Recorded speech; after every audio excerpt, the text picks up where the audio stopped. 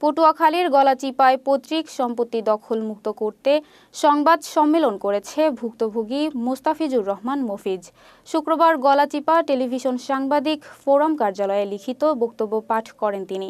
সংবাদ সম্মেলনে দাবি করা হয়, তার দাদা মৃত আফাজ উদ্দিন আহমেদ পেশকার এর সম্পত্তির সে একজন ওয়ারিশ।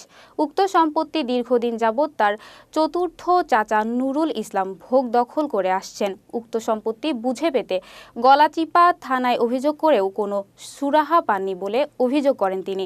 সংবাদ সম্মেলনের মাধ্যমে জবরদখলকৃত জমি উদ্ধারে প্রশাসনের দৃষ্টি আকর্ষণ করেন মফিজ। সম্মানিত সাংবাদিকবৃন্দ, আসসালামু আলাইকুম।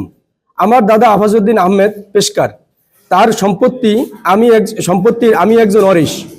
তার মৃত্যুতে উক্ত সম্পত্তি দীর্ঘদিন যাবৎ আমার চতুর্থ চাচা ডাক্তার মোহাম্মদ নুরুল আমিনের পরিচালনায় রয়েছে।